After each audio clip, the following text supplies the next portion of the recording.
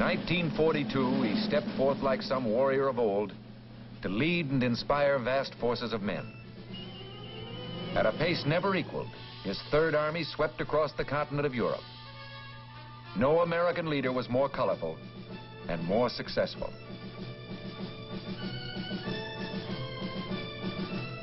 General George S. Patton, Jr., dedicated to glory and the victory that was won. The name, the symbol, the victories, our history.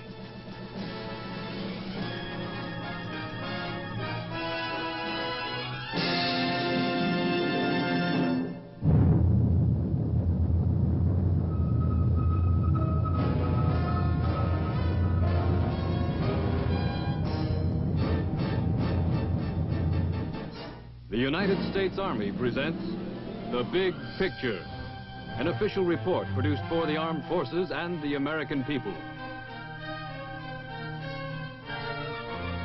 Our guest narrator, Mr. Ronald Reagan.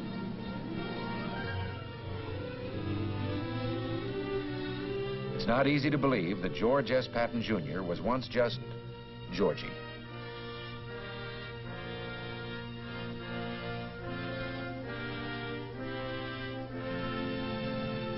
From his earliest years, this lad believed he was going to be General George S. Patton, Jr. His imagination was stirred by stories of great heroes of the past, told by his father. His military career began at VMI. At West Point, he proved himself a model cadet, although, like Washington and Napoleon, he could not spell. Rarely from this time on would Georgie flash this attractive smile. It just didn't go with his very serious ideas of soldiering.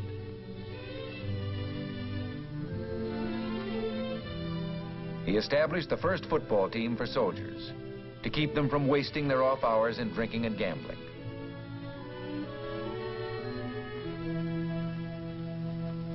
World War I.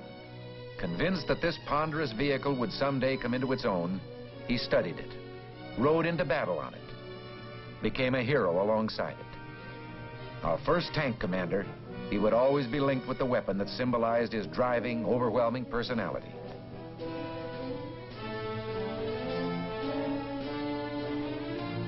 After the war, the tank school at Fort Meade. Two officers here shared a deep military interest, Ike Eisenhower and Georgie. The fierce expression, his get-up at masquerades, reflected some deep instinct to play the role of warrior or fighter.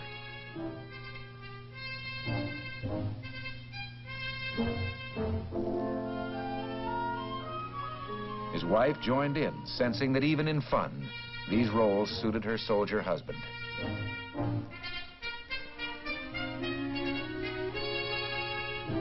The time came, as it had before, when the clothing of battle was to be worn by millions of Americans.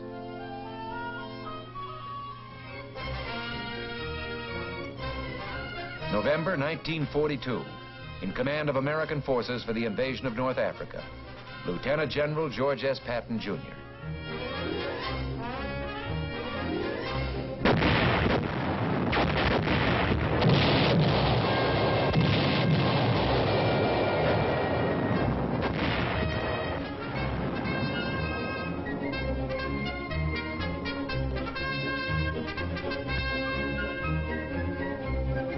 One of the outstanding features of a brief campaign was Patton's bold leadership, and later, the favorable impression he created on French and Arabs alike.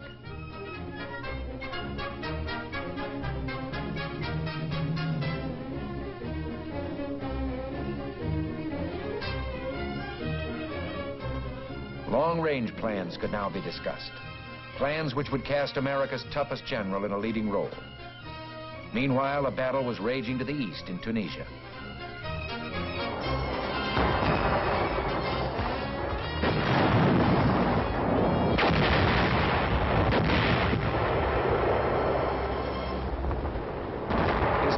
Whom he roused to a pitch of fighting spirit, entered the fray.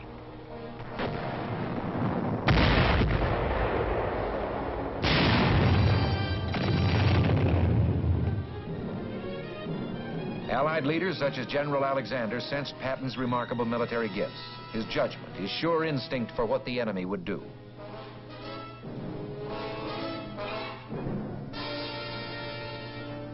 Patton set a tank trap for Rommel.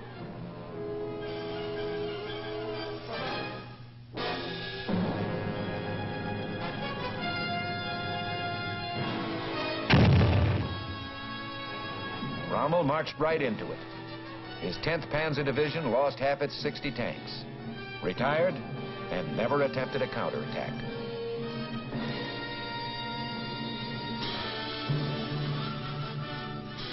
His reputation grew. He looked forward eagerly to his next campaign. He'd been selected to command a new army, the 7th, slated for the conquest of Sicily.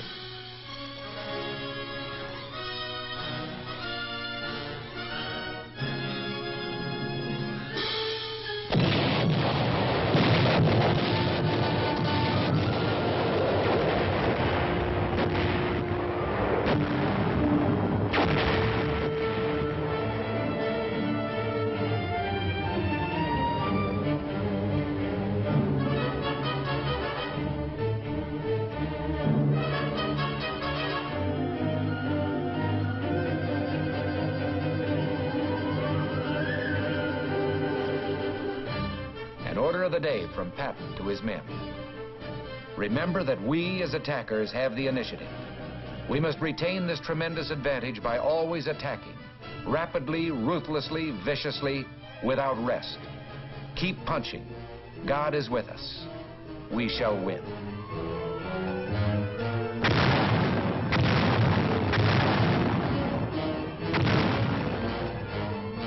Attack, attack, and when in doubt, attack again. Patton's major principle for fighting battles or a war.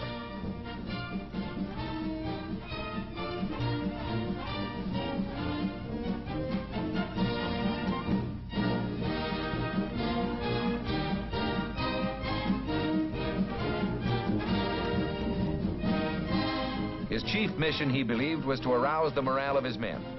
He urged them on, certain that speed and boldness could shorten the war.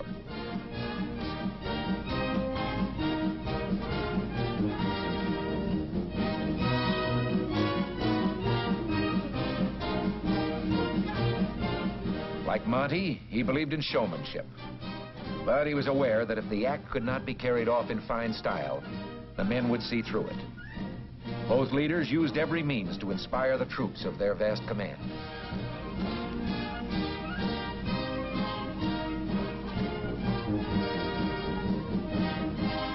Sicily proved to be a model campaign. Sound tactics and a fighting spirit won the island in 38 days.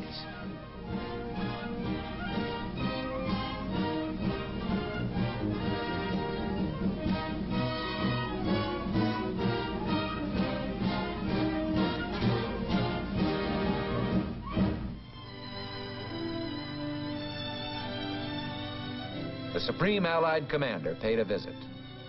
Passionately involved in the work at hand, Patton had acquired a reputation for being tempestuous, sometimes rash. There was a question as to his role in the invasion of Fortress Europe.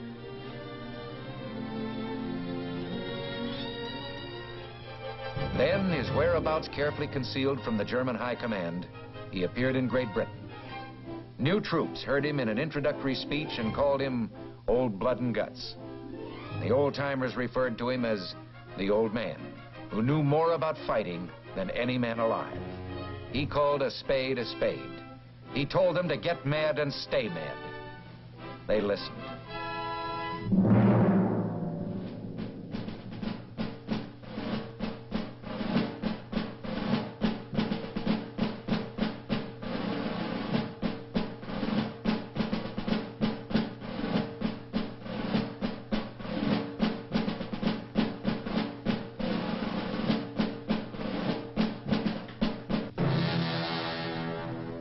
On D-Day, behind Bradley's First Army, another army assembled.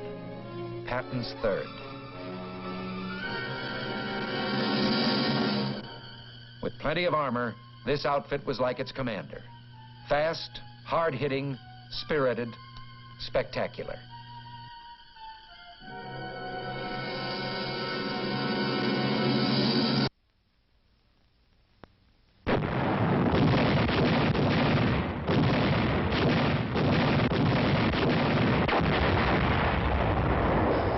the Cherbourg Peninsula began a rolling advance, an all-out smashing attack, the Patton version of a German blitzkrieg.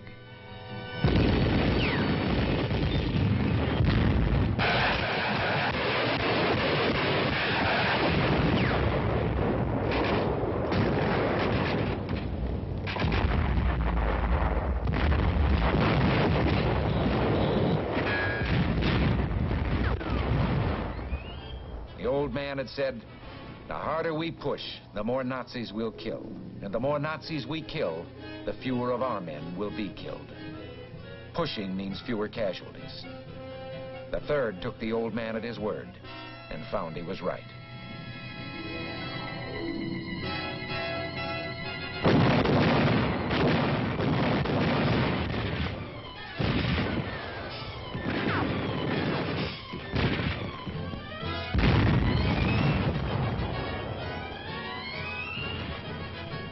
St. Malo, the beginning of a long list of towns, occupied by Germans one day, liberated the next.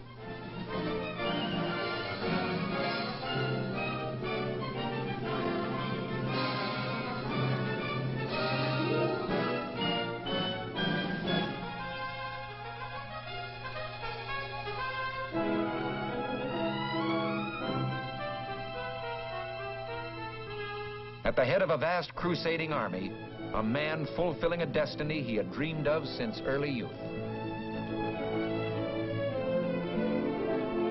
The attacks now were in all directions at once, toward the south and north, and east toward Germany.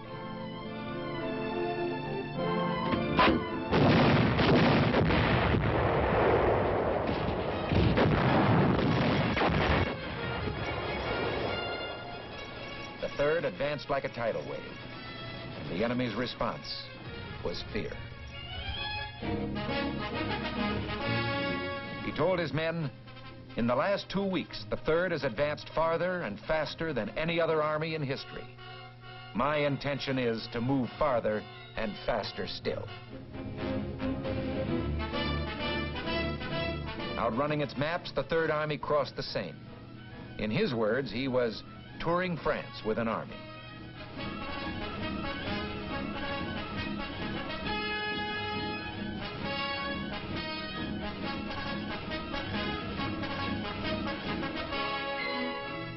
He was everywhere at once, covering the great distances within his command. His use of light aircraft exemplified his eagerness to adopt any new means of increasing efficiency.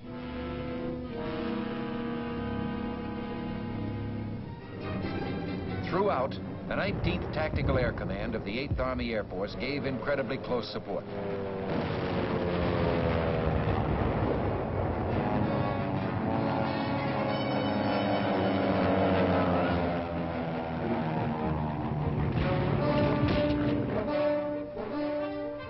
The astounding advances went on and on. Patton saw nothing in the way. He was ready to push on into the heart of Germany.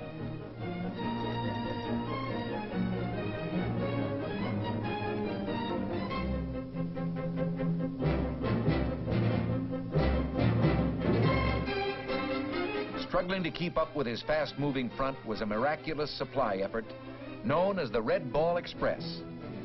But now Patton's supply lines were strained to the utmost. Winter was approaching. Other Allied armies were feeling the pinch. The 3rd was ordered to hold up, to take the defensive. Nothing but defeat itself could have made the general more depressed.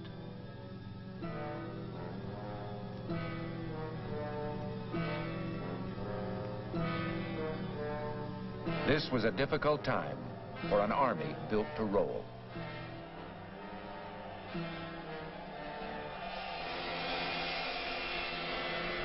The tension for Patton was finally eased.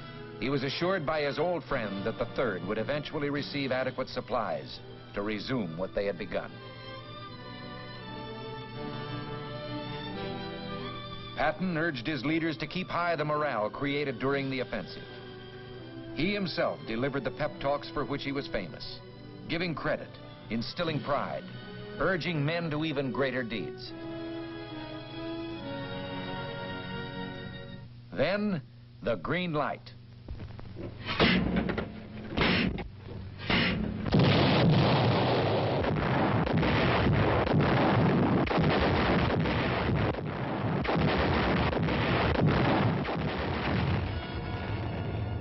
In 400 years, this fortress city had withstood every assault.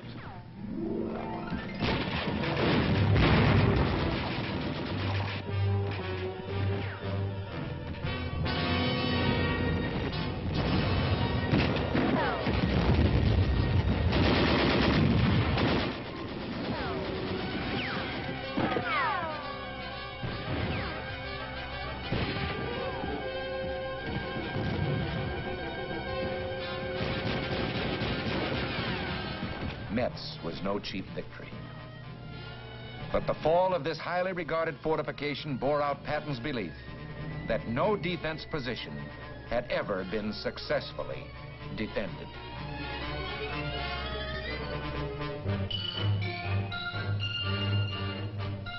With General Walker at the front, new plans now.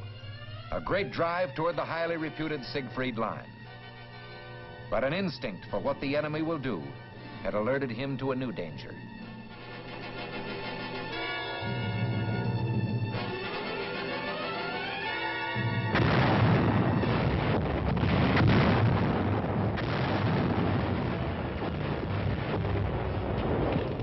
Field Marshal von Rundstedt struck with 20 divisions on a 40-mile front.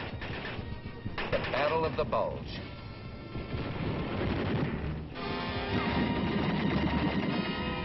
Patton was asked to speed what help he could. Could it be in 3 days, Ike asked? Patton's armored troops would make it in 2, dashing 100 miles over icy roads to Bastogne.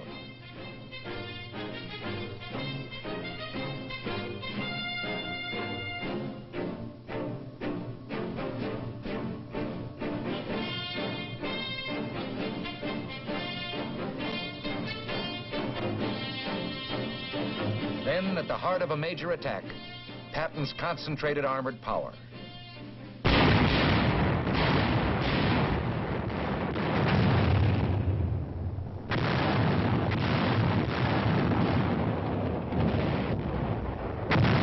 Terrible weather prevented a much-needed air attack.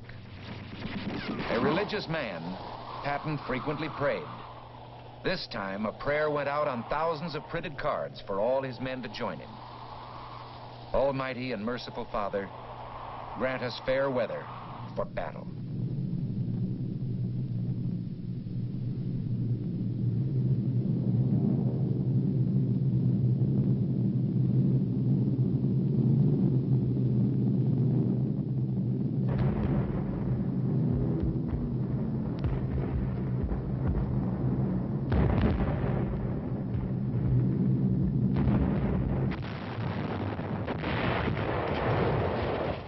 The enemy was on the defensive. In Patton's book, they were destined to fail.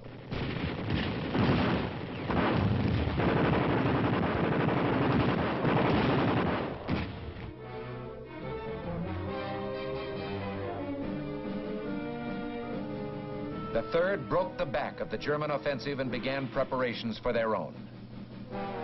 Always the old man pushed them harder than anyone had pushed them before. Always the results were more than they might have expected. For a commander who was so obviously a winner, they would do the impossible.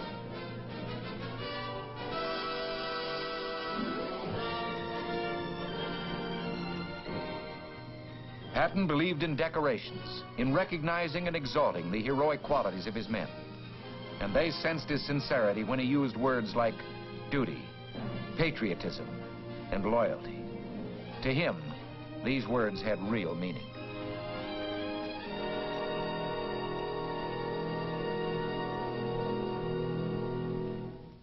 The Siegfried Line.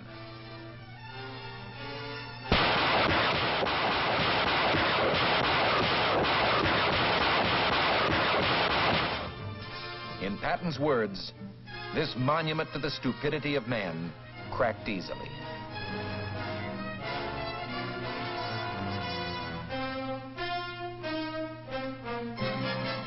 The famous 3rd was now on the loose again. on a spring rampage that would bring the war to a close before summer.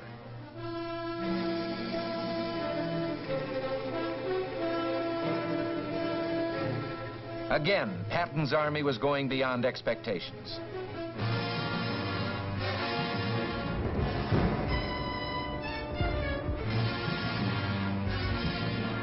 The enemy believed Patton would pause at the Rhine. He went right across.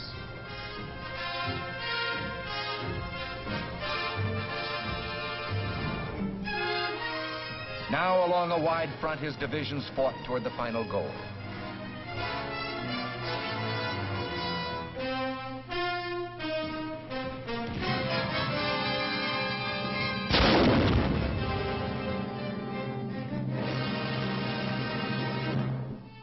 Always, he took time out to give credit where it really belonged, to the men, to Private Harold A. Garman, the Medal of Honor.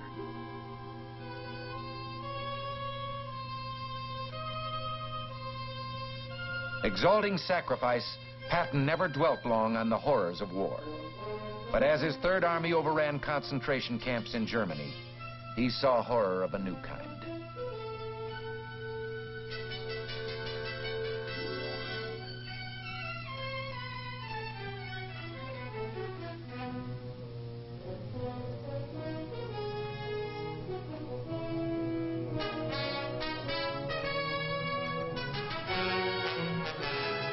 Victories piled up as the Third turned southwest to link up with Soviet forces in the Danube Valley.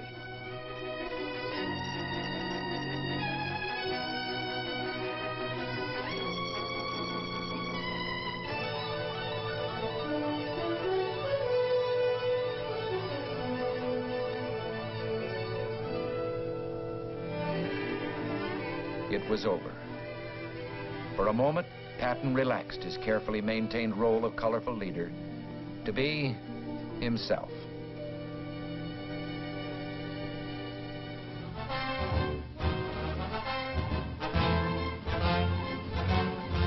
On his return, Americans showed their gratitude. In General Pershing's words, it didn't hurt America to have a general so bold that he was dangerous.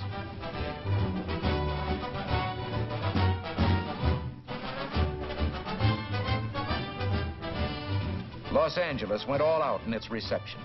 With him was General Doolittle, whose 8th Air Force in Europe did so much to assure final victory. Although no unit, no individual won the war, we're fortunate in having one here tonight with us who had a large part in winning the war.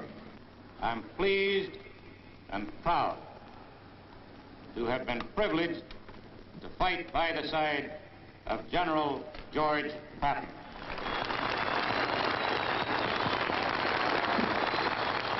Your Honor, the Mayor, General Doolittle, soldiers, ladies and gentlemen, coming over here, there was a very great lesson. The first 4 hours, we passed over a destroyed land, utterly destroyed. You who have not seen it do not know what hell looks like from the top. That's what Germany looks like. That's what Austria looks like. That's what any place that the 8th Air Force and the 3rd Army worked on looks like.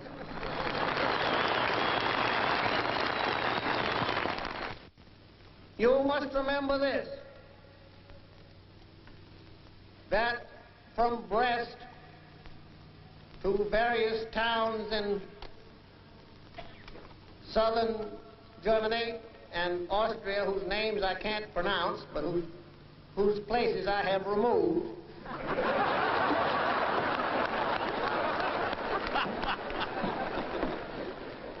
the trail of the 3rd Army and the 19th Tactical Air Command and the 8th Air Force is marked by more than 40,000 white crosses, 40,000 dead Americans. Few realized how deeply he felt about his men.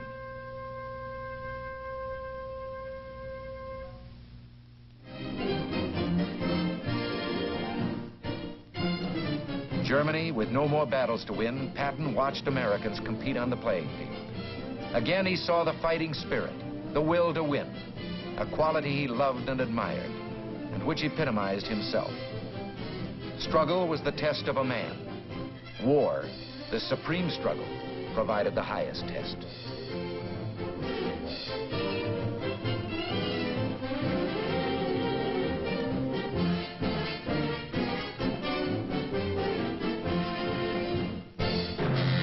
He had expected his own death to be spectacular.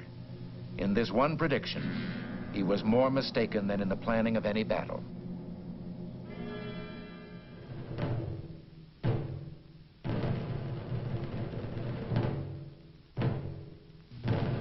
He died of injuries received in an automobile accident 4 months after the end of the war.